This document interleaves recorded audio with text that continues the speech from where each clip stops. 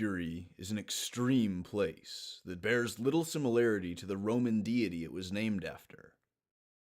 Mercury, the Roman god, is the representative of trade, commerce, and profit. But Mercury, the planet, offers nothing except hard-to-access minerals in one of the most inhospitable regions of the solar system. Mercury is the closest planet to the Sun, and thus it takes the brunt of the star's heat and radiation. Mercury also has a strange orbit around the Sun. One mercurial year, or the time it takes Mercury to orbit the Sun once, it takes about 88 Earth days, give or take a few hours. Compare this to a day on Mercury, which takes 176 Earth days, or 2 mercurial years. So a day on Mercury is twice as long as a year. Mercury also has an extreme difference in its aphelion and perihelion, or the points in its orbit where it's farthest from and closest to the Sun, respectively. This regular fluctuation in the distance from the Sun appears super weird from the surface of Mercury. Depending on where you are on the surface, and where Mercury is in its orbit, the Sun could appear to zip by overhead really quickly, or by displaying a small amount of retrograde motion, the Sun could appear to stand almost perfectly still in the sky for weeks at a time. This leads to a differential heating of the surface, which surprised the earlier astronomers who were expecting Mercury to be tidally locked to the Sun, and thus to have an extreme temperature differential between the day and night sides.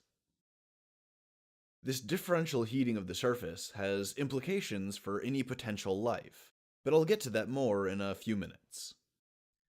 As far as planets go, Mercury appears to be a dead husk, not too different from the Moon. Its surface is pockmarked with layer upon layer of craters, suggesting a surface that hasn't been reshaped in quite a while, which would then suggest a planet whose geological activity is, if it's not dead, it's slowing down. A long time ago, back when the planet was much more geologically active, it had volcanoes that filled basins with magma to create smooth plains. It had earthquakes and tectonic activity that forged mountains and valleys and all the base topography that we see on Mercury today. But after some time, the planet began to lose its steam. It cooled and compressed, and became a little bit denser than it already was.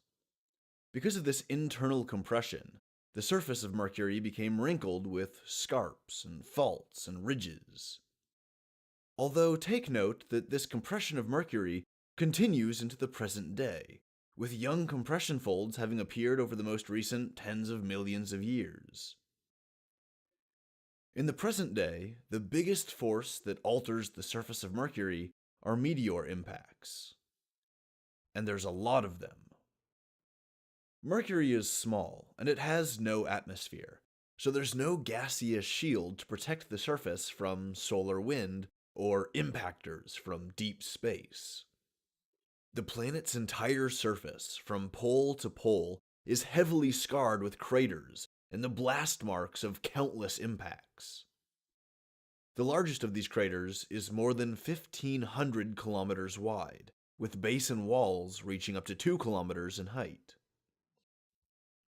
The impact that created this massive crater is theorized to have initially created a tidal wave of magma that sent shock waves coursing through Mercury with such intensity that where they met on the opposite side of the planet, the crust was literally pulverized. There are dozens of other large craters and impact basins all over Mercury, with diameters measured in the tens or hundreds of kilometers. Where a meteor hits Mercury and creates a crater, it also imparts enormous thermal and mechanical energy into the upper crust. This disturbance is strong enough to generate local volcanic activity. The areas that are struck by meteors are geologically stimulated or revived, and they become the home of small shield volcanoes that burp up small amounts of magma and pyroclastic materials. Subterranean pools of magma also exist on Mercury, which are known to occasionally drain to create empty lava tubes, which can then create sinkholes as the surface above them collapses. Now, fascinatingly, despite its small size and despite its apparently dead surface with little geological activity, Mercury is not actually geologically dead. It's believed to have a liquid iron core like the Earth, which is what produces a disproportionately strong magnetic field. Now, compared to Earth, which is a much larger planet, Mercury has a relatively weak electromagnetic field. But when you consider the size of Mercury itself, its magnetic field is weirdly powerful. The presence of a liquid iron core may not be all that surprising. I mean, after all, the planet is heavily warped by the tidal influence of the Sun, which bends and flexes the planet and would presumably keep its core pretty hot. Now, this is where things on Mercury start to get really weird. You might think that a strong magnetic field is good for any potential life, especially on a planet that's so close to a star, with all of that deadly radiation and solar wind and whatnot. Except Mercury's magnetic field is not exactly safe. In 2008, the Messenger flyby mission discovered that Mercury's magnetic field is technically stable, it's just really leaky. Specifically, there are huge portions of the magnetic field that seem to be twisted together into a massive tunnel, or like a tornado shape, and these tunnels are called flux tubes. Solar wind can flow down these flux tubes to make contact with the surface of the planet itself. And this isn't good for any potential life, because the flux tubes are essentially giant holes in the magnetic field where solar radiation can just come right on through. Okay, so now it's time to put all the pieces together and see what the potential is for life on Mercury. First, the planet has a liquid iron core, which is producing a pretty strong, stable magnetic field, at least relative to the planet's size. And while this magnetic field does protect the planet to some degree from the solar wind, because it produces flux tubes that allows solar particles to come in and sweep across the surface, this kind of makes the magnetic field really shitty at protecting the surface. This is bad for life. Also bad at protecting the surface is Mercury's non-existent atmosphere. Solar radiation can freely wash across the surface, so the upper layers of soil on Mercury are quite likely to be totally sterilized. The lack of an atmosphere also means that Mercury has little to no capacity to hold onto heat. The side of the planet that's currently facing the sun can get really hot, maxing out at around 700 Kelvin, while the other side that's not facing the sun can get really cold, down to as low as 80 Kelvin. These extreme temperature differences are also bad for any potential life, because as far as we can tell, there's no biochemistry that can sustain itself across such a huge temperature spectrum. We've seen with extremophiles that life can adapt to extreme cold or extreme heat, but it really can't adapt to both. Despite the proximity to the sun and the extreme temperature differences, some areas of Mercury's surface are perpetually hidden in the shade. Much like the Earth's moon, there are craters near the North and South Pole that aren't ever fully illuminated by the sun. The depths of these craters are perpetually hidden in the shade, and thus they're perpetually cold. And when I say cold, I really mean it. They're extremely cold. Water ice is able to exist here. It's able to exist even on a planet as brutally extreme as Mercury. The presence of this water ice, buried deep in the shaded parts of these polar craters, even if there's hardly any of this ice at all, it's really the only thing on Mercury that gives it any potential for life.